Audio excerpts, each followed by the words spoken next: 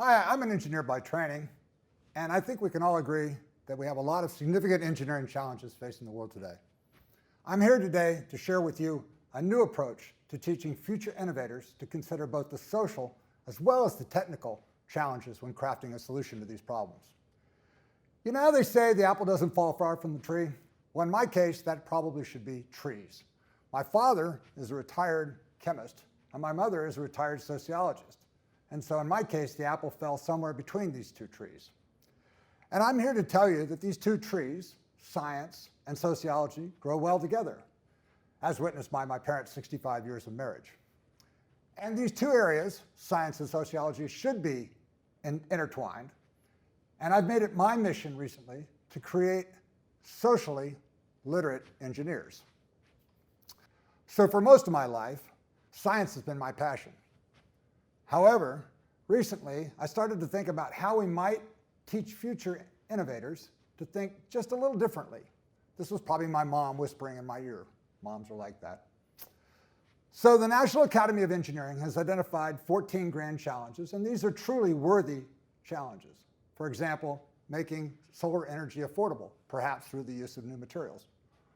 Or improving medicine, perhaps through the use of nanoparticles. Or improving urban infrastructure through the use of materials like flexible concrete, or improving the clean water supply through the use of membranes, or sequestering carbon dioxide before it enters the Earth's atmosphere. These are obviously technically challenging problems, but they're also socially challenging. And while science may focus on the fundamental nature of things, engineering is inherently a social exercise. We engineer to help society, and because of this, society has a huge impact on our innovations. A successful solution to any grand challenge is going to require that we not only solve the problem technically, but that we also create a solution that is socially, economically, politically, and sustainably acceptable. And to do this, we need to work in multidisciplinary teams. Today, I'm going to show you how we can use material science and engineering to help create these teams. So you might ask, why do we need to work in diverse teams? Well, I might discover a new material that makes solar energy affordable.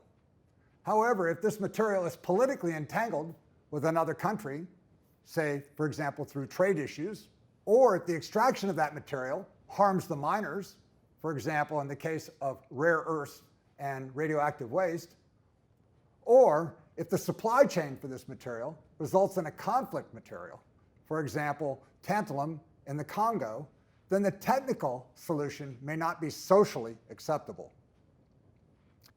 So from this perspective, it's obvious that we need students with a wide range of disciplines working together in teams. To help form these teams, universities need to teach non-engineers that they too have a seat at the innovation table, and that we also need to increase the social literacy of engineers.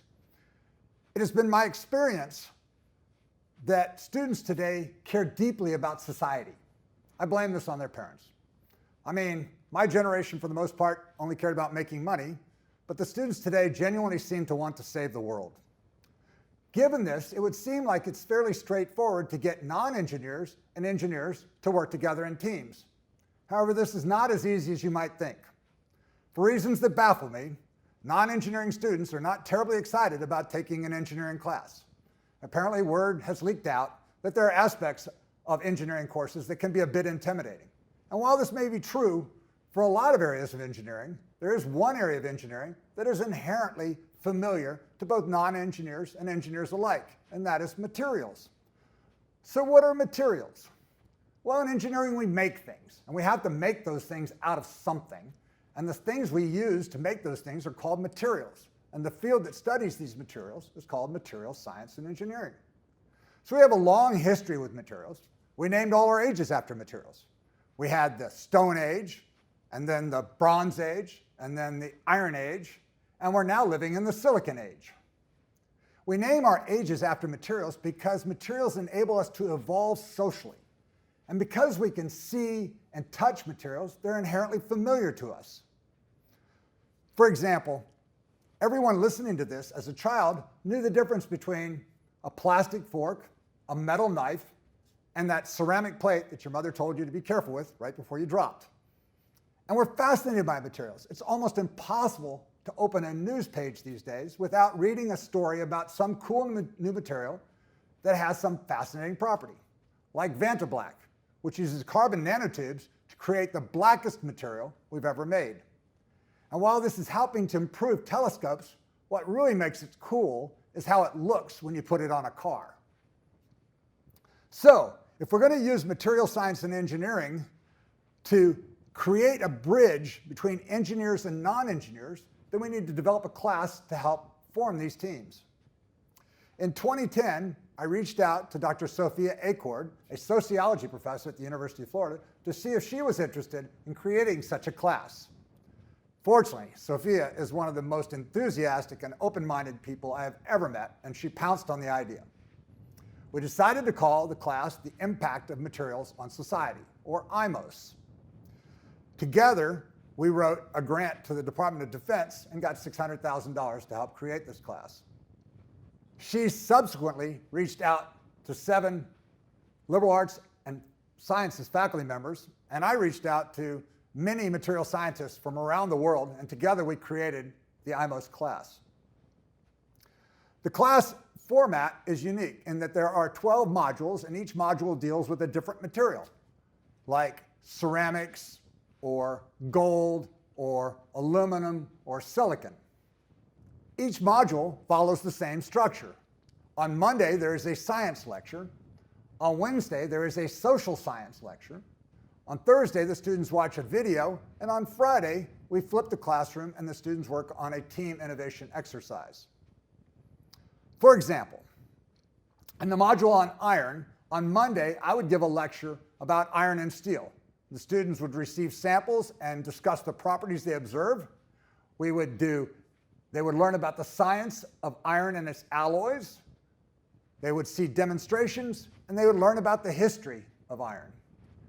Then on Wednesday, there's a lecture about a social aspect. For example, in the iron module, Professor Sean Adams, a history professor, gives a lecture about Andrew Carnegie and the birth of U.S. Steel. During the social science lecture, the students also learn a social principle. For the iron module, for example, the social lesson is creative destruction, or the concept that when you create a new technology, you destroy an existing one, and that can have significant social ramifications. Think coal miners being displaced by renewable energy.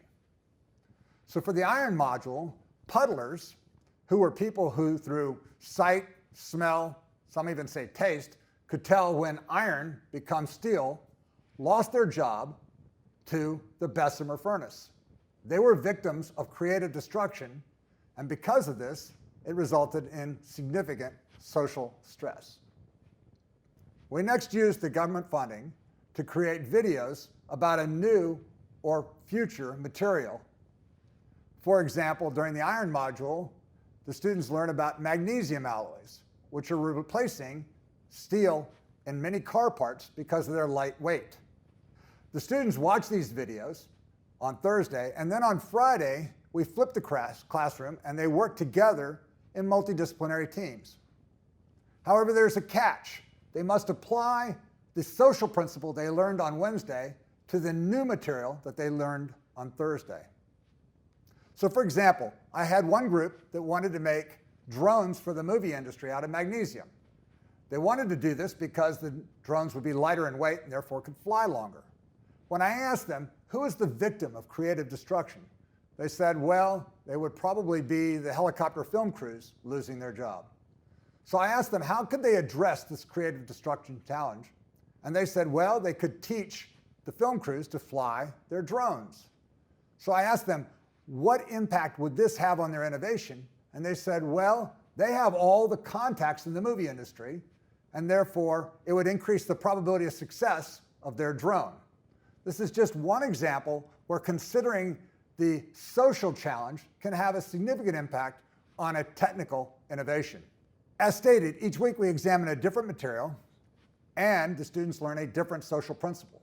so that by the end of the semester, the students leave with a toolbox that contains social principles like entanglement, intrinsic versus extrinsic value, delegation, and sustainability.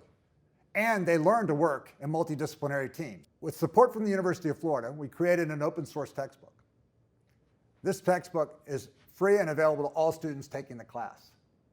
And with support from the government, we were able to put all the materials necessary to teach the class, lecture notes, slides, demonstrations, homeworks, even exams, don't tell the students, on the Materials Research Society website, and they're free and available to anybody to download.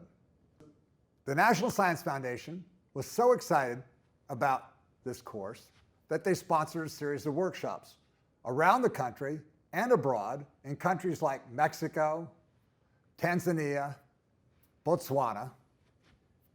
The goal of these workshops was to help teach other universities how to teach this class. Many universities, Princeton, Michigan, Tennessee, Boise State, are all teaching the class. In fact, over 40 universities have expressed an interest in teaching this University of Florida class. An article about the class appeared in Time magazine online and got over 100,000 downloads, which is pretty cool. And in 2018, the course was awarded the National Award for Innovation in Materials Education. In conclusion, if we were to create successful solutions to the grand challenges we face, it would be great if we could teach students with diverse areas of interest to work together in teams on these solutions. I have hopefully shown you that by using the fascinating world of materials, we can help non-engineers and engineers learn to work together. And we are hopefully giving them the tools they need to create socially acceptable engineering solutions. And finally, on a personal note, it sometimes helps to remember that the apple doesn't fall far from a pair of wonderful trees. Thank you.